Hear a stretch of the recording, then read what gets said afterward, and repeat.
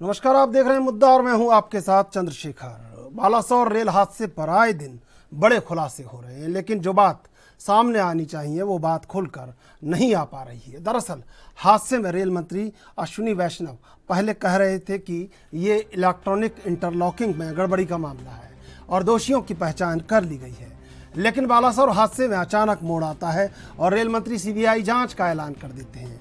अब हम जिक्र करेंगे उस चिट्ठी का जो चिट्ठी 4 महीने पहले principal chief operation manager Harishankar Verma ने इसी तरह की गंभीर घटना को रोकने के लिए आला अधिकारियों को लिखी थी, लेकिन मामला ठंडे बस्ते में पड़ा रहा और पटरियों पर बदस्तूर रेलें दौड़ती रहीं बिना इस बात की परवाह किए कि आगे बड़ा हादसा हो सकता है, और उस पर तो ध्यान दिया ही नहीं गया। तो क्या ऐसे में बिना वक्त गंवाए अब उन सब गैर जिम्मेदारों के खिलाफ हत्या का मुकदमा दर्ज नहीं होना चाहिए?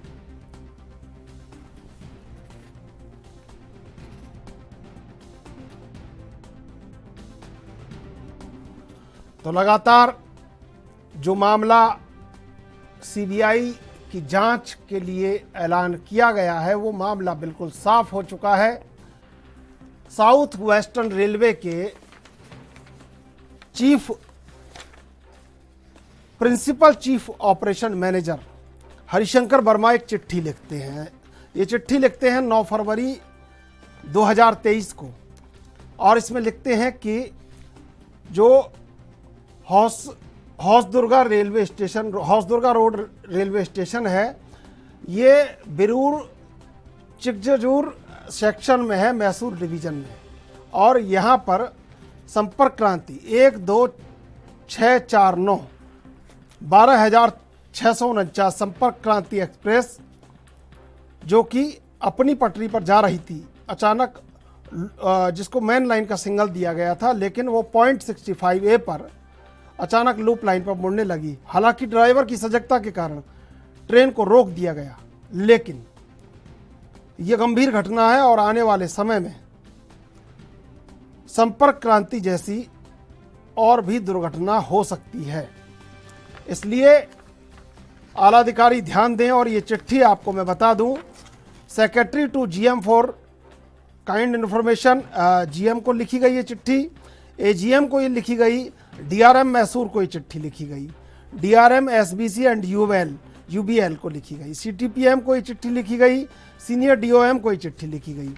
और इस चिट्ठी में हरिशंकर वर्मा उन सब बातों का जिक्र कर रहे हैं कि इस तरह के हादसे हो सकते हैं और ये गंभीर घटना है कि गाड़ी अचानक चलते चलते मेन लाइन से लूप लाइन में जा रही है।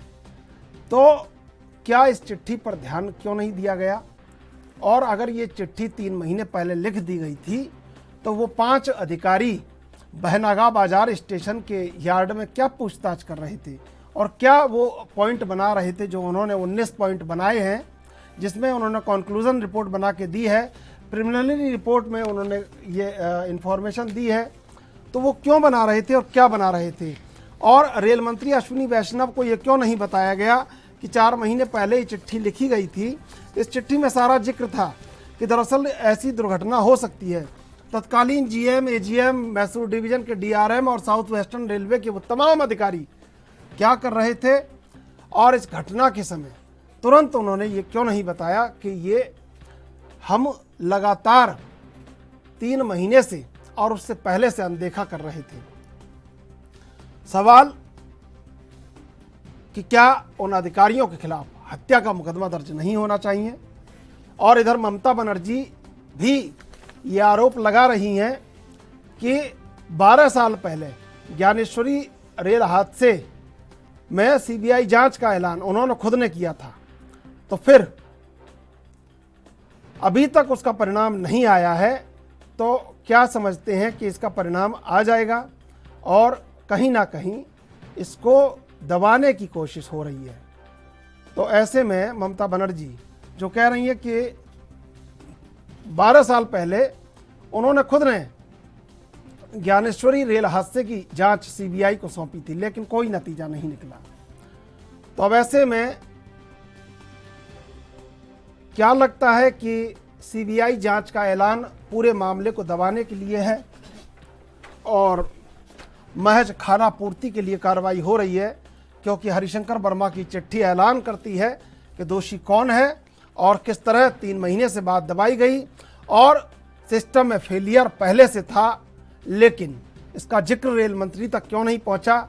और इलेक्ट्रॉनिक इंटरलॉकिंग में गड़बड़ी का मामला करते करते एक बार जब वो कह देते हैं कि गुनहगारों की पहचान हो गई है, तो सीबीआई जांच का ऐलान क्यों होता है।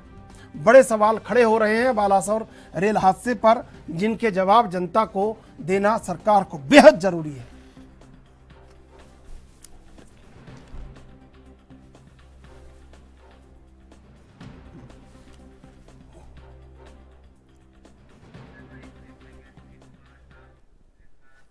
अभी लेंगे एक छोटा सा ब्रेक, ब्रेक के बाद फिर हाजिर होंगे।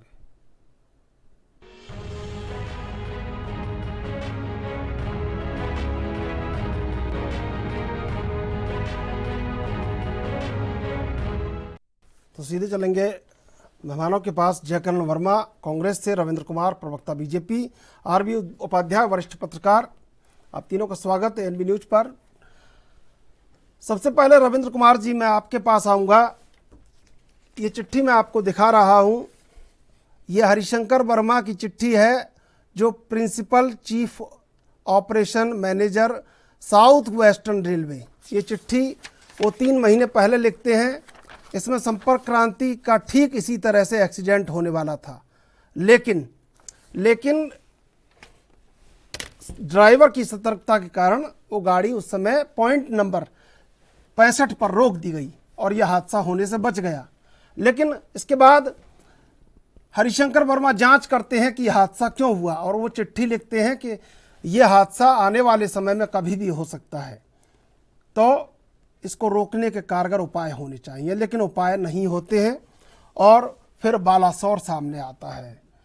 3 महीने पहले 9 फरवरी 2023 को ये चिट्ठी लिखी गई है, और ये वो बहनागा बाजार रेलवे स्टेशन यार्ड में जो 5 अधिकारी जांच कर रहे थे, वो क्या जांच कर रहे थे, जब उनको पता था कि ये हादसा किस कंडीशन में और कैसे हुआ है, अच्छी तरह उनको पता होगा, क्योंकि बराबर इस तरह का जिक्र चल रहा था लंबे समय से कि ये सिस्टम फेलियर है।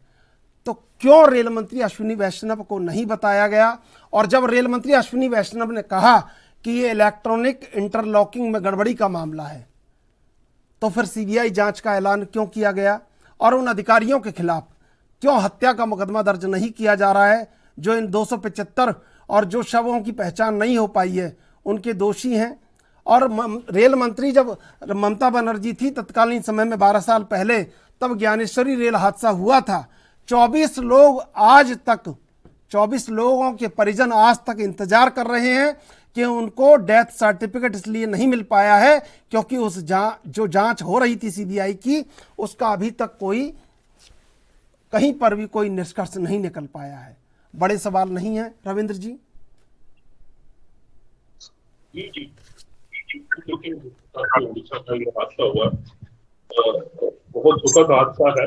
अब इसको लेके क्या इससे ये मैन फॉल्ट है या इलेक्ट्रॉनिक फॉल्ट है या कोई साजिश है, इसी को देखते हुए सरकार ने जो है जांच के लिए अपनी तरफ से रेलवे ने जांच के लिए कहा है कि इसका पता लगना चाहिए। अभी मैं सुबह न्यूज चैनल पे सुन रहा था, एक बड़ी अधिकारी, मैं नाम नहीं देख पाया उनका, उन्होंने कहा कि इलेक्ट्रॉनिक डिवाइस का जो फॉल्ट है वो ना के बराबर है, और ये फॉल्ट हमें कहीं ना कहीं लगता है मैन फॉल्ट है, कोई चूक है, कोई षड्यंत्र है, ऐसा उन्होंने कहा है।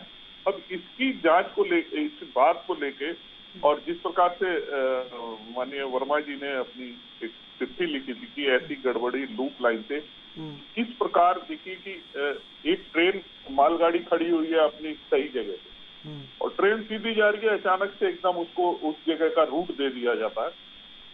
तो ये वाकई में बड़ा देखने में बड़ा आश्चर्य लगता है कि ऐसा कैसे हो गया कि कोई इलेक्ट्रॉनिक डिवाइस फॉल्ट है या कोई मैन डिफॉल्ट है या कोई षड्यंत्र है। तो ये इनकी सारी चीजों को लेके जिस प्रकार से माननीय अश्विनी वैष्णव जी ने सीबीआई जांच के लिए किया है, और इसका जल्द ही सीबीआई जांच के द्वारा पता लग जाएगा कि क्या है क्या नहीं है। अब मैं जाता हूँ, लेकिन एएनबी न्यूज तो ये आपको सबूत पेश कर रहा है ना, ये चिट्ठी दिखा के आप देख लीजिए ना, ये चिट्ठी है तो ये सबूत है। अब रेल अधिकारियों के खिलाफ मुकदमा दर्ज क्यों नहीं हो रहा है, बात तो ये है ना कि क्यों सीबीआई जांच का ऐलान। सीबीआई जांच जैसी तो बात ही नहीं है इसमें कुछ, बिल्कुल मामला स्पष्ट है उसमें। बिल्कुल बिल्कुल बात सही है। देखिए आप लगाइए कि आपने सबूत जो दिखा रहे हैं, ये सबूत ऑलरेडी है, सारी चीजें हैं, पब्लिक डोमेन में है। सबूत तो कोई है ही नहीं ना, कोई मान क्यों नहीं रहे सबूत हैं तो। सबूत को मान लेना चाहिए, आपको डायरेक्ट एफआईआर करनी चाहिए। देखिए देखिए चंद्रशेखर जी, मेरे मानने से या आपके मानने से या पैनल पे बैठे हो किसी के मानने से नहीं होता। सबूत की गहनता जांच टीम करती है, जजमेंट जज देते हैं। देखिए मैं आपको एक बार छोटी सी घटना बताऊं। दिल्ली में एक लड़की की हत्या हुई, सीसीटीवी फुटेज ने स्पष्ट दिया कि किस तरीके से वो मार रहा है, वो किस तरीके से मरी। क्या उसको सेम डे किसी ने फांसी दे दी? रविंद्र जी, एक लड़की की हत्या और 275 आदमियों की हत्या, मैं सर किसी की तुलना किसी से नहीं कर रहा हूँ, मैं किसी बात को नहीं कह रहा। देखिए अपराधी भी अगर कोई है, उसे भी कानून कहता है न्याय पाने का, उसको भी पूरा अधिकार है, अपनी बात रखने का पूरा अधिकार। आपने चिट्ठी दिखाई है, ये चिट्ठी वाकई में हमने भी देखी है, आपके माध्यम से देखी है। अगर आप जब दिखा रहे हैं तो ये कहीं ना कहीं ऊपर उच्च अधिकारियों में और हमारे माननीय मंत्री जी के पास भी ये चिट्ठी का पूरा लबोलुभाव होगा कि क्या है। तो ये जांच का विषय है, इसमें जरूर इसके विषय पे जांच होगी कि ये किस प्रकार के ये चिट्ठी लिखी है, तो इसमें क्या क्या किसका दोष है, कौन दोषी है, ये आवश्यक रूप से जल्दी आपको पता लगेगा। मैं तो सिर्फ एक उदाहरण दिया है आपको कि सबको पता है कि ये कैसे हुआ, दिल्ली की मैंने लड़की का उदाहरण दिया, लेकिन फैसला जो है वो जजमेंट के हाथ में होता है, कोई एक जज होता है ना। देखिए ना मैं जज हूं ना आप जज है, हम सिर्फ एक जो चीजें सामने है उसको लेके एक अपनी बात रख रहे हैं, जैसे आप बात रख रहे हैं वैसे। ठीक है, अभी लेंगे एक छोटा सा ब्रेक के बाद फिर हाजिर होंगे।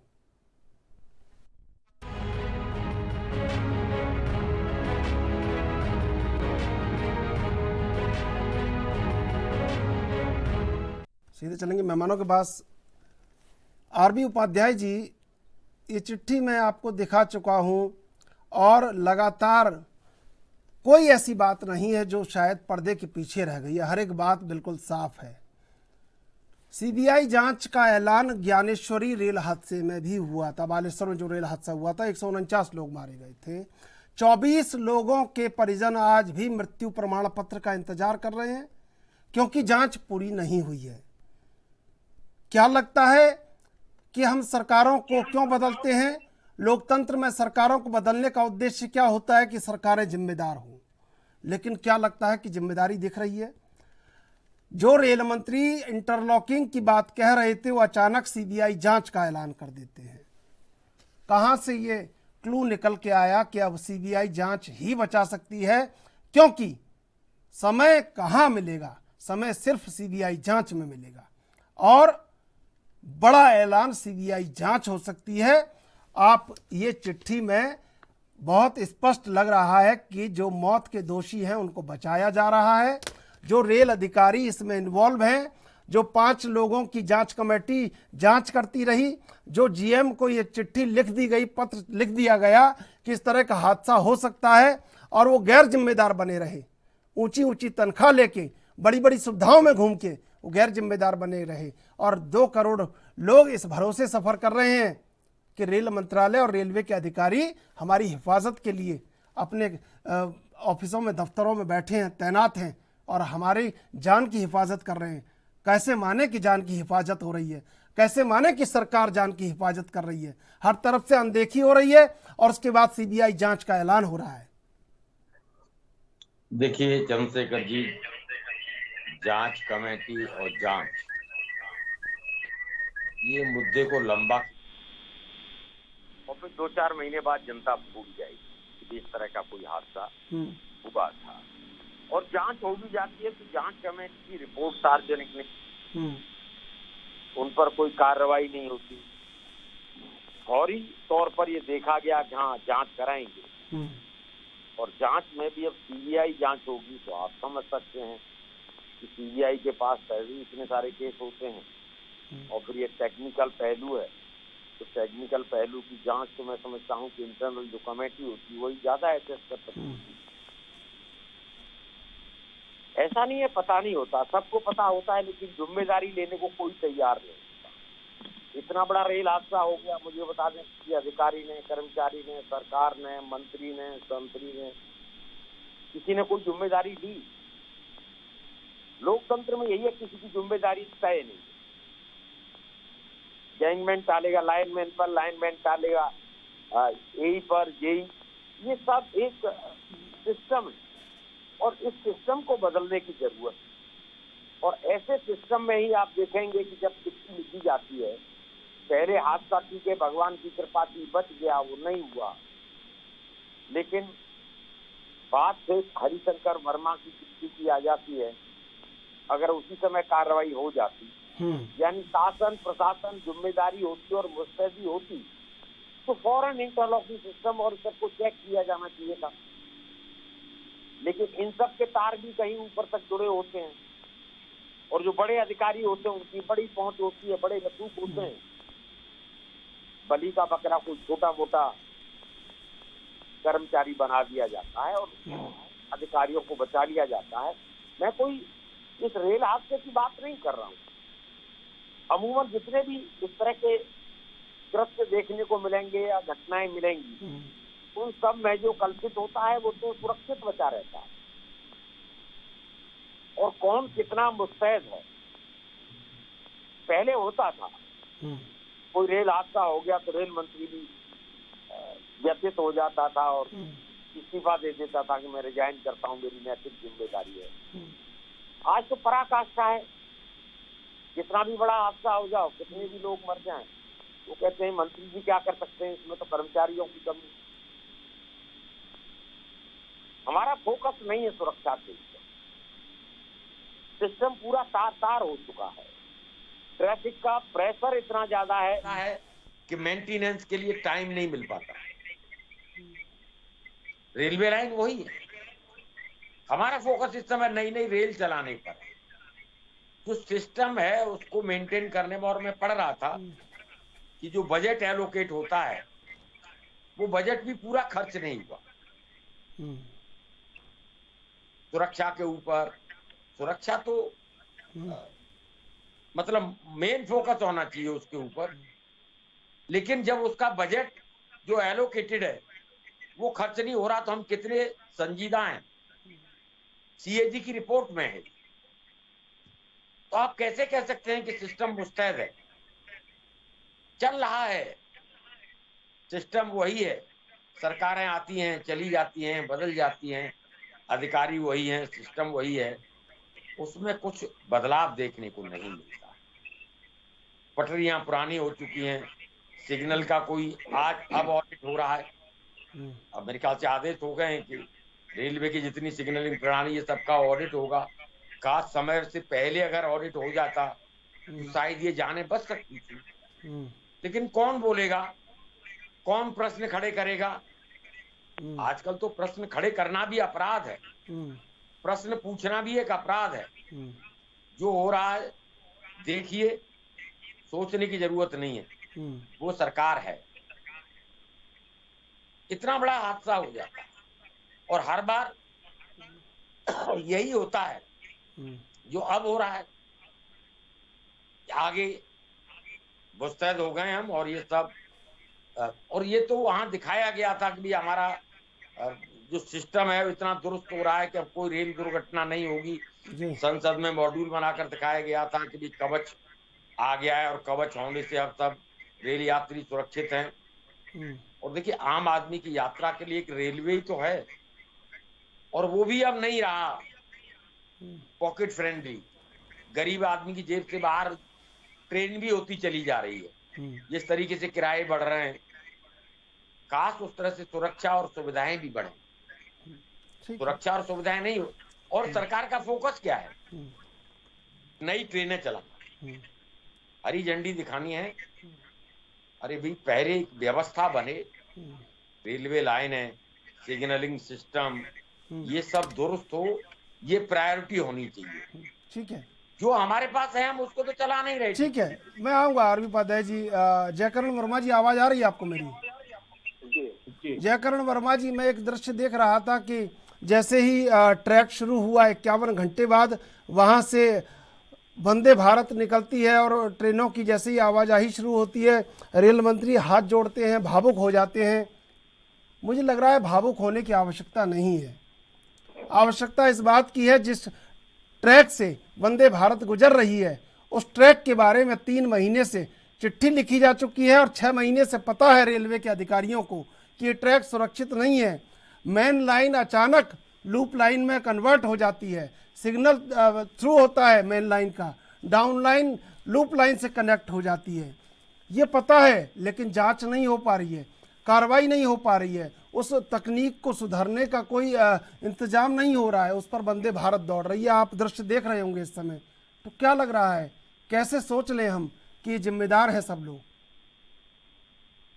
देखें चंद्रशेखर जी, जब रेल का किराया बढ़ाया जाता है तो ये कहा जाता है कि रेल का किराया, प्लेटफार्मों का किराया इसलिए बढ़ाया गया ताकि हम यात्रियों को अच्छी सुविधा दे सकें। अच्छी सुविधा यही है जो आपके सामने है। ये कह लिया जाए कि सुविधा के नाम पर मौत बांटी जा रही।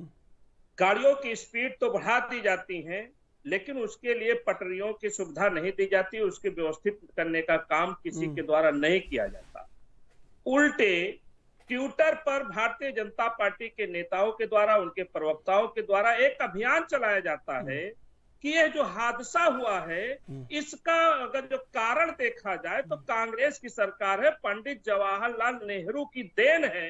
ये उनको कोस करके अपने उस मौत के पीछे, उस मृत शरीर के पीछे छुपना चाहते हैं भारतीय जनता पार्टी के लोग। आपने उस चिट्ठी की जिक्र की चंद्रशेखर जी, मैं पूछना चाहता हूं आपके माध्यम से, क्या रेल मंत्री जी को उस चिट्ठी पर कोई संज्ञान लेना चाहिए या नहीं लेना चाहिए? दूसरा सवाल मेरा है कि जब रेल मंत्री आपने बनाया है तो सारे काम मोदी जी, अमित शाह ही क्यों करते हैं? आज किसी भी देश की जनता से पूछ लीजिए, आप एक सर्वे करवा लीजिए, मुझे नहीं लगता कि 5% लोग भी रेल मंत्री का नाम जानते होंगे। वो इसलिए नहीं जानते कि कभी इन्होंने, शाह जी ने और मोदी जी ने कभी किसी विभाग के मंत्रियों को अपने विभाग का निरीक्षण करने का, जाने का, काम करने का मौका ही नहीं दिया। तो सारा काम अगर जो मोदी और शाह लेते हैं तो उनको इस हादसे की भी जिम्मेदारी लेनी चाहिए। सारा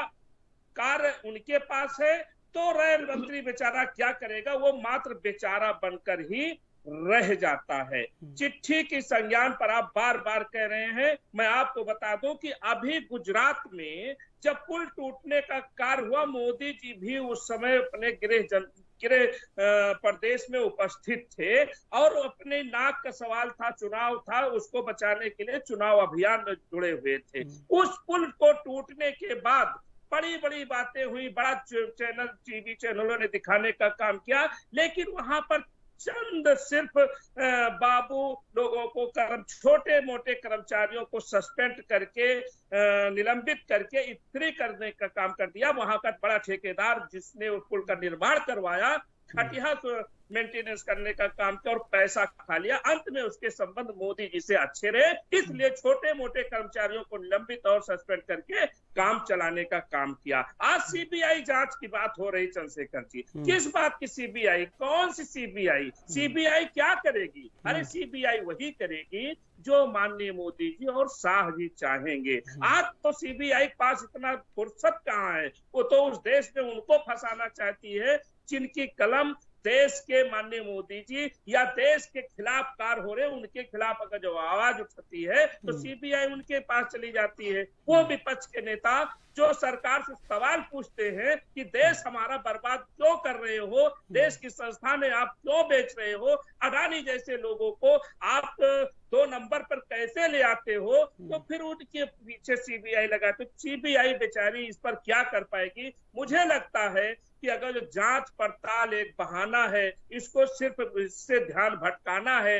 असल मुद्दा तो यह है कि मोदी जी के नाक के सामने जब वहां मृत शरीर को एक मेरे पास शब्द नहीं है किस तरह से उनको ट्रालियों में, ट्रकों में लादा जा रहा था, फेंका जा रहा था। इतनी क्रूरता मृत शरीर के साथ मोदी जी की उपस्थिति में किया जा रहा था। इससे भद्दा मजाक इस देश की जनता के साथ और हमारे जो संस्कार है मृत शरीर को संस्कार करने का, इसके अलावा कुछ नहीं है।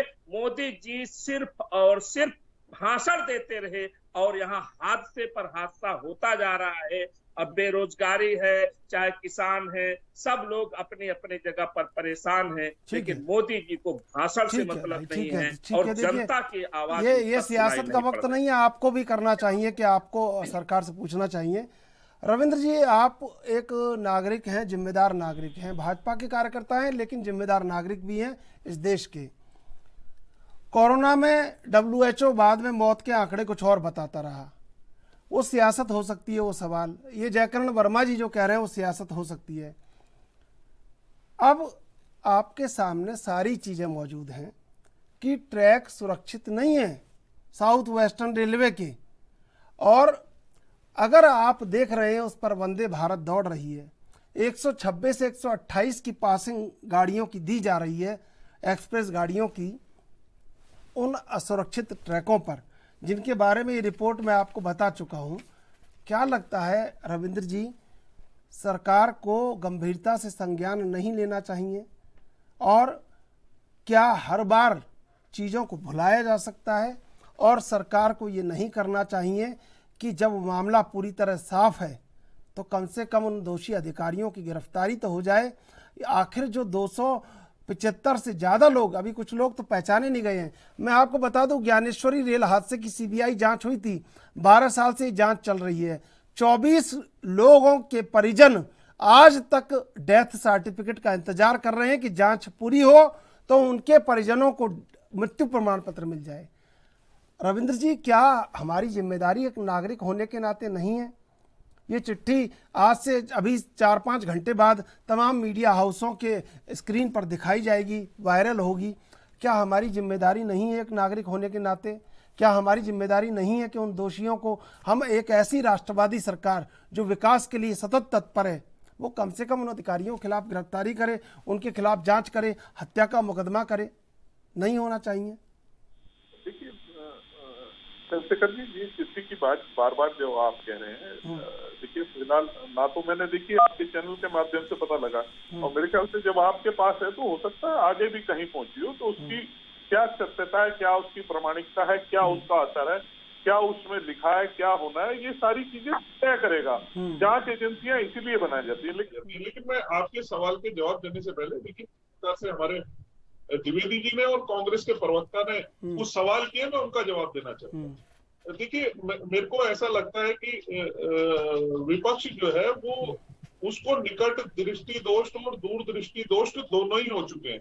मैंने कुल मिला के कहे कि उन्हें आंखों से कुछ दिख ही नहीं रहा, वो कुल मिला के दोषारोपण पे आपने सवाल पूछते रहे कि भाई रेल हादसा है, इसे कैसे होना चाहिए। इन्होंने कुल मिला के मोदी जी को गरियाने का काम, अमित शाह जी को गाली देने का काम, लोकतंत्र खतरे में आ गया, वही ये टीवी चैनल पे बैठ के देते हैं, और वही इनके नेता राहुल गांधी जी विदेशों में बैठ के देश को भी गाली देते हैं, नेताओं को भी गाली देते हैं। तो इनका काम गाली देने का। और अभी इन्होंने नेहरू जी की बात याद दिलाई, वाकई में नेहरू जी का बहुत बड़ा दोष था। नेहरू जी ने इस देश को गर्त में धकेलने का काम जिस प्रकार से किया, बालासोर रेल हादसे से नेहरू जी का बहुत बड़ा लेना देना है। नहीं, मैंने इन्होंने नेहरू जी की बात। अब मैं बात आता हूँ, द्विवेदी जी ने अभी जिस प्रकार से कहा कि रेलों को किस प्रकार से चल रहा है, तो मेरे को लगता है कि काफी हम सभी उम्र के लोग बैठे हैं, और रेलों की स्थिति हमने 2014 से पहले भी देखी है कि क्या रेलों की स्थिति थी कि जब जो शौचालय में चेन बांध के डब्बे को रखना पड़ता था, आपकी जो है शौच का जो है पटरियों पे बहता था, गंदगी तमाम इतनी होती थी। आज रेलें समय पे चल रही है, सुरक्षित चल रही है। ठीक है, हादसा हुआ, ये दुखद है, इसकी जांच होनी चाहिए, इसकी जिम्मेदारी तय होनी चाहिए। लेकिन इसका मतलब ये नहीं है कि आप ये कह लें कि कुछ नहीं हो रहा। आज रेलों की स्थिति कितनी बढ़िया है, रेलें समय पे चलती हैं, रेलों अनुशासन में चलती है, रेलों के एक्सीडेंट होने का खतरा भी कम हुआ है। ठीक है, ये ऐसी घटनाएं होती है जो कहीं न कहीं मन को विचलित करती है, हमारे भी कर रही है आप लोगों भी करती है। लेकिन इसका मतलब ये नहीं है कि सरकार जो है बिल्कुल इसको देख के कान में रुई बांधे बैठी है। आज 9 साल का किसी भी स्तर पे देख लीजिए, चाहे देश की सुरक्षा को लेकर हो, चाहे रेलों की दुर्घटना को लेकर हो, चाहे और किसी मामले में लेकर आए, आज देश सुरक्षित हाथों में है। और यही कारण है कि जो है कुछ ऐसे विपक्ष के लोग हैं जिनको दूरदृष्टि निकट दृष्टि दोष दोनों होते हैं, ना तो उन्हें दूर का दिखाई देता है ना उन्हें निकट का दिखाई देता है। वो मैंने कुल मिला के ऐसे लोगों को कहते हैं वो देखना ही नहीं चाहते। तो अगर उन्हें नहीं देखना तो ना देखें, हमें इससे कोई मतलब नहीं है। लेकिन जिस प्रकार की ये घटना हुई है इसकी वाकई में जांच होनी चाहिए। इसमें जो भी दोषी हैं, मैन फॉल्टिंग है या इलेक्ट्रॉनिक फॉल्टिंग है या षड्यंत्र है। देखिए एक बात और कहकर मैं चंद्रशेखर की बात खत्म करूंगा। आप ध्यान करिए, जिस दिन से वंदे भारत शुरू हुई है, जिस दिन से रेलों का अनुशासन शुरू हुआ है, जिस दिन से रेलों की सफाई व्यवस्था शुरू है, आपको याद होगा समय समय पे रेलों पे हमले हुए हैं, कहीं पत्थरबाजी हुई है, कहीं तोड़ दी गई है। आज भी केरल में एक रेल के अंदर आग लगाने की कोशिश की है चलती ट्रेन में, आज के अखबार में, अभी 3 महीने पहले। ये कौन सा ऐसा विचार है? और जब आप लोग इस तरह के नैरेटिव बनाने की बात करते हैं तो उसे कहीं ना कहीं ऐसे विचारों को शेल्टर करने का काम करते हैं, उनको गार्ड देने का काम करते हैं। कौन नैरेटिव बना रहा है? नैरेटिव कौन बना रहा है? मैं विपक्ष को बता रहा हूँ, सीधा कह रहा हूँ, मैं कांग्रेस है और अन्य लोग, हम भी उनमें शामिल हो जाते हैं कई बार। नहीं, क्यों हो रहा है ऐसा? वंदे भारत दौड़ रही है, ट्रैक सुरक्षित नहीं है, आपके पास सारी रिपोर्ट रखी है, आप सीबीआई जांच कर रहे हैं और उधर गाड़ियां दौड़ा रहे हैं ट्रैक पे, और आप उसको गंभीरता से ले ही नहीं रहे। आपको लग रहा है मर गए लोग, आगे गाड़ी दौड़ाने का काम जारी है, 52 घंटे बाद गाड़ी दौड़ गई। ये सफलता की कहानी थोड़ी है भाई। चंद्रशेखर जी, ये काम पहले होता था, मैं आपको ये पहले भी होता था और ये आज भी हो रहा है, बदस्तूर जारी है। आप मुझसे ये अपेक्षा करेंगे, आप मुझसे अपेक्षा करेंगे कि मैं आपके समर्थन में बोलूंगा? मैं बिल्कुल नहीं बोलूंगा। और मैं आपके सामने सारे खुलासे कर रहा हूँ, सिर्फ इस बात के लिए गंभीरता से कर रहा हूँ। उसमें कोई सियासी ड्रामा, कोई नौटंकी पेश नहीं कर रहे हैं और चैनलों की तरह, सिर्फ गंभीरता से बात रख रहा हूँ कि रविंदर जी एक जिम्मेदार नागरिक होने के नाते आपको ये बात अपने आला अधिकारियों तक, शीर्ष नेताओं तक पहुंचानी चाहिए कि आखिर हो क्या रहा है। देश भर में चिट्ठी चल रही है, देश भर के लोग पूछ रहे हैं, 52 घंटे बाद आप असुरक्षित ट्रैक पे गाड़ी दौड़ा रहे हैं, वंदे भारत के सामने रेल मंत्री हाथ जोड़ रहे हैं। हम कैसे जिम्मेदार मान लें सरकार को? बताइए आप। मैं आपसे बार बार ये सवाल पूछ रहा हूँ, जिम्मेदार नागरिक होने के नाते, मैं भाजपा प्रवक्ता होने के नाते नहीं पूछ रहा हूँ। रविंद्र जी, आप समझिए, वो वहां पर जो लोग परिजन हैं उनसे आप सवाल करते हैं तो उनके मुंह से कुछ बात नहीं निकलती। क्यों? क्योंकि उनके लोग मारे गए हैं, लोग अपने परिजनों को वहां ढूंढ रहे हैं। आप समझिए कतार लगी है, इसलिए कि मेरा भाई मर गया है, मेरा बेटा मर गया है, मैं उसको ढूंढ रहा हूं उस कतार में। कितना हृदय विदारक दृश्य होगा। क्या सरकार की जिम्मेदारी नहीं होती कि ऐसे दृश्य देश में उत्पन्न नहीं हो? और इसमें कोई नैरेटिव सेट नहीं हो रहा है। विपक्ष की तो हिम्मत नहीं है आपके सामने बोलने की। विपक्ष की हिम्मत होती तो विपक्ष बोलता आपके सामने। देश में भी बोल रहा है, विदेश में बोल कहाँ बोल रहा है? बालासर और हादसे पर सिर्फ यही सवाल कर रहे हैं खड़े। कोई ये ट्विटर पे 4 लाइन लिख देते हैं, बाकी जांच करके कहाँ ला रहे हैं? कहाँ इन चिट्ठियों को ढूंढ के ला रहे हैं? कहाँ जो हुआ है उसको ढूंढ के ला रहे हैं? लेकिन आपको जिम्मेदारी से जवाब देना चाहिए रविंद्र जी। कोई नैरेटिव सेट नहीं हो रहा है। देश में जो हो रहा है वो उम्मीद एक राष्ट्रवादी, एक विकास वाली सरकार से है कि कम से कम अब तो गलत ना हो, अब तो वो ना हो जो पहले हुआ था। और अगर वैसा ही है तो कहीं ना कहीं ऐसा लगता है कि सरकारें एक जैसी होती हैं, सियासत के लाल कालीन पर उनके रुख तब्दील हो जाते हैं और भावुक होकर सरकारें बताती हैं कि हम जिम्मेदार हैं, लेकिन जिम्मेदारी सिर्फ एक स्वांग है, जिम्मेदारी कुछ है नहीं। आपको बुरा लगेगा मेरी बात को, और अगर आपको बुरा लगेगा तो निश्चित रूप से कहीं ना कहीं कुछ अच्छा होगा, क्योंकि सरकार जिम्मेदार है, ऐसा लोगों को पता है। इसलिए मैं आपसे कह रहा हूं ये बात। जयकरण वर्मा जी, आपने सोचा क्या? आपने ये अपनी जिम्मेदारी आप निभा लेते हैं कि ये हुआ, वो हुआ, ऐसा हुआ, वैसा हुआ। आपको ये बात कहनी चाहिए। आपकी एक कोई टेक्निकल विंग होनी चाहिए जो इस तरह की जांच करके सरकार के सामने पक्ष रखे। आप पूरे सियासत में रंगे हुए हैं कि बस ऊपरी बयान दर्ज कर दिया कि भाई ये हम संवेदना प्रकट करते हैं, रेल मंत्री का इस्तीफा चाहिए। आपको भी तो जाना चाहिए ना गहराई में। आप रेल मंत्री रहे हैं 20-20, 30-30 साल सरकारों में। वो क्या कर रहे हैं आपके रेल मंत्री? कहाँ पड़े हैं ऐसी कमरों में? उनको बुलाइए, 5-5 साल सुविधा भोगते रहे। ऐसी दुर्घटनाएं हो रही हैं, एक रेल मंत्री का बयान नहीं है आपके। एक रेल मंत्री कोई हो तो बता दीजिए, कांग्रेस की सरकार में 70 साल में कोई एक रेल मंत्री जिसने बयान दिया हो, मुझे बताइए उसका नाम। आरबी उपाध्याय जी बताइए, आरबी उपाध्याय जी आप बताइए कोई नाम आपने सुना हो तो कांग्रेस के किसी रेल मंत्री का। चंद्रशेखर जी सवाल देखिए, आप समझिए आप जयकर्ण जी, लोगों के प्रति गंभीर होना पड़ेगा। ये सियासी ड्रामा, ये सियासी बहरूपियापन, ये सियासी संग बंद होना चाहिए। लोग एक भी मरे तो सरकार की जिम्मेदारी है, एक भी लोग कोई हताहत हो रहा है तो विपक्ष की जिम्मेदारी है। आप सत्ता में बैठे लोग हैं, संसद में आप भी बैठे हैं, ये भी बैठे हैं, आप सबको जिम्मेदार होना चाहिए कि वहाँ काउंटर लगे हैं लाशों के, लोग अपने परिजनों को देख रहे हैं और आप एक दूसरे पर आरोप लगा रहे हैं। शायद शर्मनाक नहीं है ये? चंद्रशेखर जी सुनिए, देखिए चंद्रशेखर जी, क्या ये सरकार, मैं आ रहा हूँ जयकर्ण जी, आ रहा हूँ आपके पास, आ रहा हूँ जयकर्ण जी, आ रहा हूँ। मुझे आरबी उपाध्याय जी, आप बहुत वरिष्ठ पत्रकार हैं, बहुत राजनीतिक विश्लेषक हैं, इतने दिन से डिबेट कर रहे हैं। मुझे एक रेल मंत्री का नाम बताइए जो 5 साल वहां सत्ता में बैठा रहा लेकिन एक किसी ने बयान जारी किया हो। कांग्रेस का एक रेल मंत्री कोई हो तो बताइए मुझे आप। हम सियासत कर रहे हैं, सियासत कर रहे हैं, 24 घंटे सियासत चल रही है। कांग्रेस पार्टी का जवाब किसी और से कैसे आपने? रेल मंत्री को कुछ पता होगा तो रेल मंत्री बोलेंगे, टेक्निकल चीजें, टेक्निकल पर्सन होगा वही समझ पाएगा। अब मंत्री ऐसे होंगे जिन्हें टेक्निकल पता ही नहीं कि भी क्या होता है रेल और क्या होता है ट्रेन का इंजन, तो उनसे बोलने की मैं समझता हूँ अपेक्षा करना भी आपको लगता नहीं है कि आपको लगता नहीं है सत्ता में बैठा हर एक शख्स जिम्मेदार है?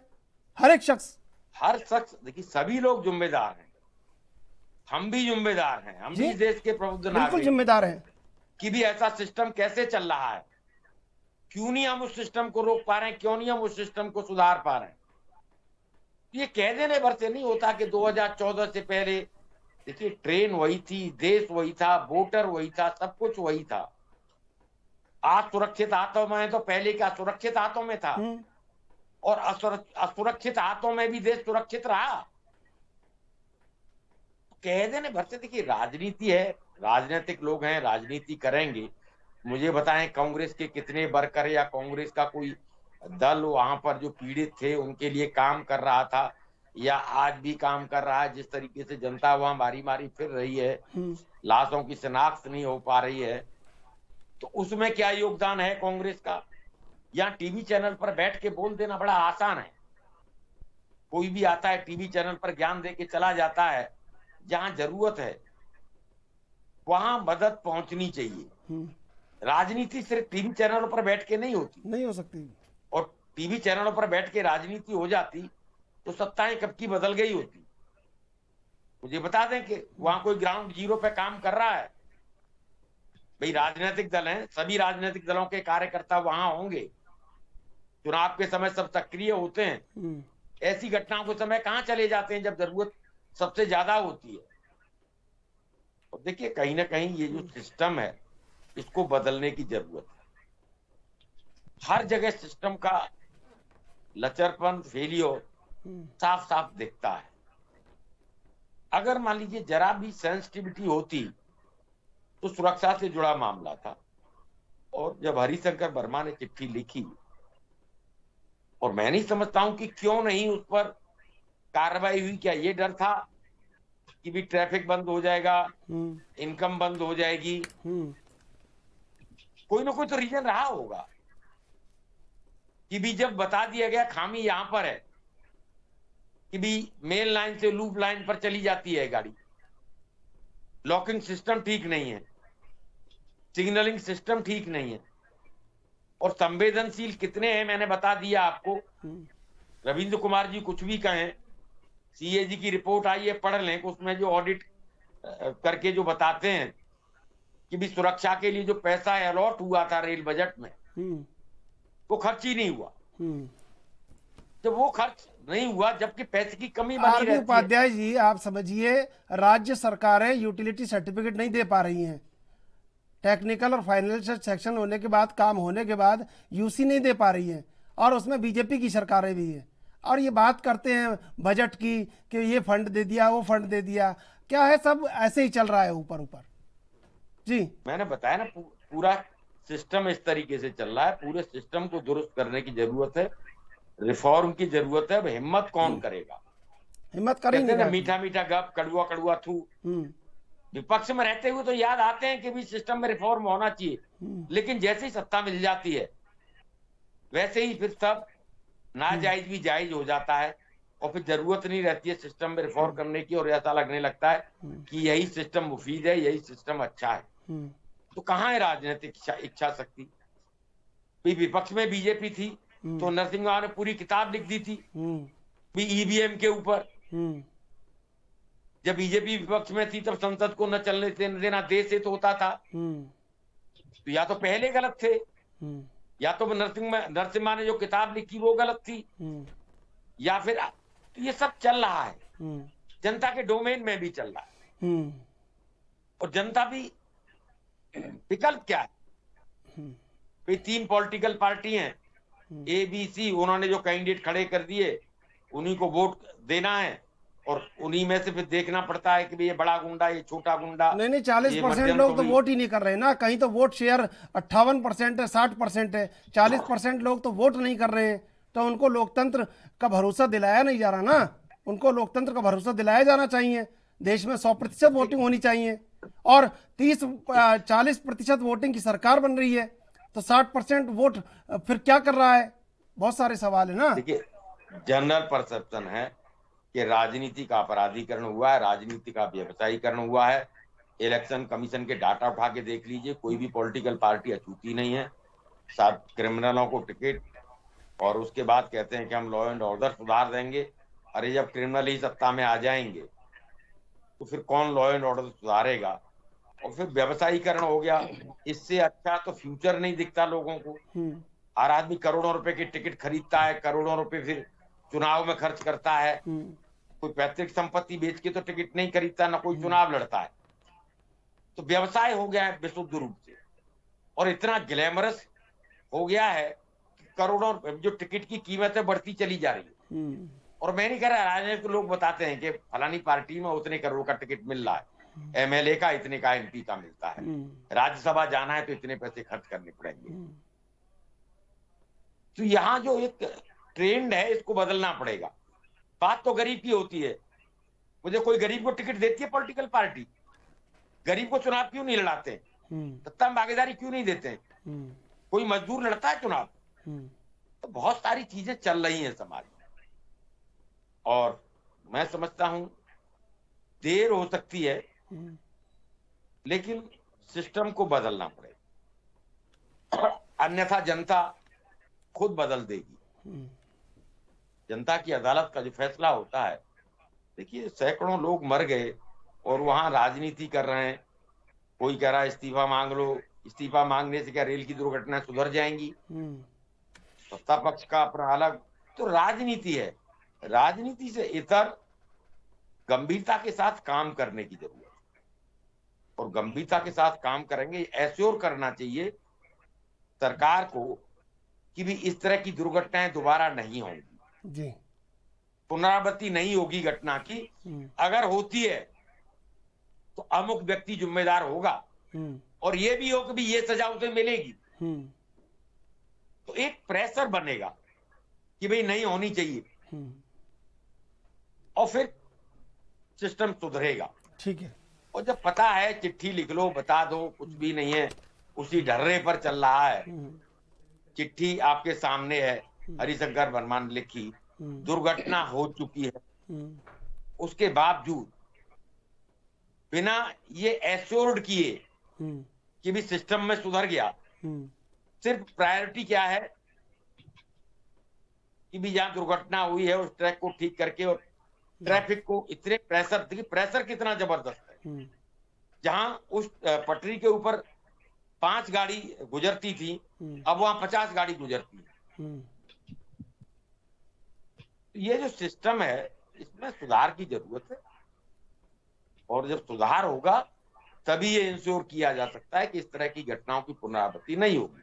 क्या लगता है जयकरण जी, जिम्मेदार जो रविंदर जी से मैं कह रहा था, वो जिम्मेदार सबको होना आवश्यक है? नहीं चंद्रशेखर जी, देखिए आपका सवाल ये था कि कोई कांग्रेस का रेल मंत्री बोल क्यों नहीं रहा। हाँ। क्या ममता बनर्जी जी की बात आपने नहीं सुना, या लालू प्रसाद जी के बयान नहीं सुने? और आप ये कैसे कह सकते हैं कि कौन माननीय मोदी जी को उनकी बादशाहत इतनी बड़ी है कि प्रधानमंत्री जी के रूप में अगर जो कोई सुनना चाहे तो सुना देते, लेकिन जहां बादशाह बैठा हो उसके सामने किसी को सुनने और सुनाने की इजाजत नहीं। मतलब आपकी हिम्मत नहीं है? लालू प्रसाद बोल सकते हैं, ममता बनर्जी बोल सकती हैं, लेकिन कांग्रेस नहीं बोल सकती, क्योंकि उन्हें लगता है बादशाह बैठे हैं, हिम्मत नहीं है। आप कह रहे हैं खुद अपने मुंह से, खुद अपने मुंह से कह रहे हैं आप भाई। सुनाने के आप भी थोड़ा सा सुनने का काम कीजिए। नहीं, क्या सुनने का काम करें, क्या सुनने का काम करें? आप कह रहे हैं खुद कि बादशाह बैठा है, उनके सामने बोलने की हिम्मत नहीं किसी की। एक नेता वहां जाता तो सारा दोष मढ़ दिया जाता है कि इस फला नेता के नाते, जाने के नाते सारा व्यवस्थाएं चरमरा उठी है। अरे मोदी, आप किस बात का चर्चा करना चाहते हैं? मोदी साहब अगर जो प्रधानमंत्री के तौर, अरे हम बोल रहे हैं ना, हम भी तो बोल रहे हैं, हमने भी तो बोला है ना, आप क्यों नहीं बोल पा रहे हैं? चंद्रशेखर जी, विपक्ष का कौन ऐसा नेता है जो प्रधानमंत्री जी के सामने अपनी बात नहीं रखना चाहता? लेकिन दुख इस बात का है जब शहंशाह और बादशाह अपने महल में बैठ करके उसको लगता है कि हम आदेश देंगे और जिसकी सुननी होगी सजा देंगे, तो किसकी हिम्मत है उनके सामने बात करने की? आपने देखा सदन में राहुल गांधी जी की किस तरह से सदस्यता खत्म कर दी जाती, किस तरह से माइक अनम्यूट किया जाता है, किस तरह से उनके वक्तव्य को निकाल दिया जाता है। ये लोकतंत्र की हत्या है। क्या है? अभी आपके भाजपा के साथी कह रहे थे कि आप ना सुनिए रविंदर जी, आप ना लीप रहे हैं, आप ना रफू कर रहे हैं। आपसे मैंने पूछा था कि कौन रेल मंत्री है कांग्रेस का, 5-5 साल रेल मंत्री रहे हैं, आप उनका नाम बताने के बजाय ममता बनर्जी का बता रहे हैं, लालू प्रसाद का बता रहे हैं, और फिर कह रहे हैं कि कौन बोल पाएगा बादशाह के खिलाफ। अरे भैया, हम बोल रहे हैं ना, आप क्यों नहीं बोल पा रहे हैं? आप विपक्ष में क्या करने के लिए बैठे हैं? क्या करने के लिए बैठे हैं? पहले सुनिए, मैंने पहले ही कहा कि भाजपा के लोग ट्विटर पर, पेज पर, फेसबुक पर पंडित जवाहरलाल नेहरू को दोषी करार दे रहे हैं, कांग्रेस को करार दे रहे हैं। बालासोर रेल हादसे के लिए दोषी करार दे रहे हैं क्या? प्रसार करना है तो मुबारक हो आपको। ऐसे समाचार चलने भी चाहिए, क्योंकि ताकि असल मुद्दों से ध्यान भटक सके। मैंने क्या कहने का काम किया? इनके रेल मंत्री का अगर जो आप सर्वे करा लीजिए, देश का 5% आदमी का जो इस रेल मंत्री का नाम बता दे, अगर जो लोगों ने जाना भी होगा तो इस रेल हादसे से जाना होगा। इसके पहले कितने लोग जानते थे? क्यों नहीं जानते? जब इनके वर्तमान रेल मंत्री को कोई नहीं जानता है, आप दोष कांग्रेसियों पर मरना चाहते हो, पंडित जवाहरलाल नेहरू पर मरना चाहते हो। ये कहते हैं दूरदृष्टि है। दूरदृष्टि यही है ना कि आप 14 के पहले देश ही नहीं रहा, यहाँ जन्म लेने वाले चूहा बिल्ली पैदा होते थे, शर्म आती थी वो इस देश में कैसे पैदा हो। यही दूरदृष्टि अगर जो आपकी है तो मुबारक हो आपको। लेकिन एक बात समझना पड़ेगा, ये सारे जो हत्याएं हो रही हैं, जो दुर्घटनाएं हो रही हैं, जो घटनाएं हो रही हैं, ये जनता सब जानती है, और मोदी जी को इसका जिम्मेदार स्वयं माना जाएगा। शाह जी को स्वयं जिम्मेदारी लेनी चाहिए, क्योंकि जब मोदी साहब बैठ करके पूरे देश को चलाने का काम करते हैं तो उनको जिम्मेदारी भी लेनी चाहिए। रविंदर जी, देखिए, आपने कई बार पूछा इनसे कि कोई आपका पूर्व का रेल मंत्री या कोई ऐसा नेता कोई बयान नहीं देना चाहता, तो लेकिन एक चीज मुझे चंद्रशेखर जी आपसे भी आपत्ति है। देखिए, माननीय मोदी की कोई बादशाह नहीं है। बादशाहों के समय हमने देखा है कि बादशाह के सामने अगर कोई किसी को गाली दे देता था, बादशाह को गाली देता था, तो उसकी जुबान काट ली जाती थी। दिल्ली सरकार में अगर कोई बैठा, वो जन सेवक है, लाख बार कह चुका। आज जिस प्रकार से गाली देने का काम करते हैं, ये गाली बादशाह के जमाने में अगर दी होती तो पता लगता कि बादशाह कहते भी। और हमने थोड़ा सा समय दीजिएगा। ये गाली बात बार बार टीवी पर बैठकर बात कर रहे हैं। ये इनसे पूछिए कि मोदी जी को गाली कौन देता है, किसकी हिम्मत है मोदी जी को गाली देने का। रविंदर सिंह जी जवाब दीजिएगा, भागिएगा नहीं। इस हमारे देश के प्रधानमंत्री को हमारे ही देश में कौन गाली दे सकता है? अगर जो इतने कमजोर सुन लीजिए,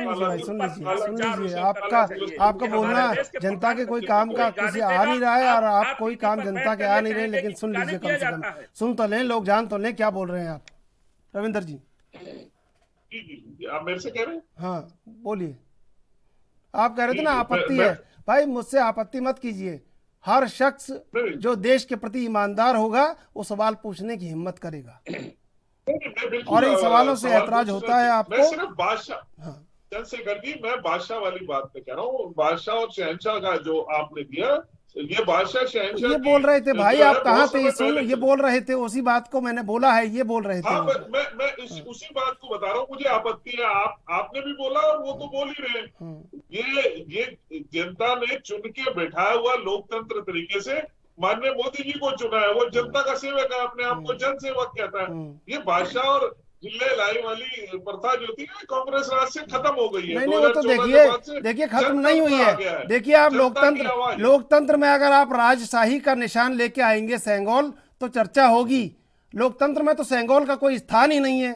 आप राजशाही की चर्चा, राजशाही का अगर कोई प्रतीक चिन्ह उठा के ले आए हैं तो उसका कोई मतलब थोड़ी बनता है। लोग स्वीकार ही नहीं करते इसको। अब आप भले ही क्या सेंगोल स्थापित करते रहें, लोग तो सोच रहे हैं कि राजशाही की चीज लोकतंत्र में कर क्या रही है।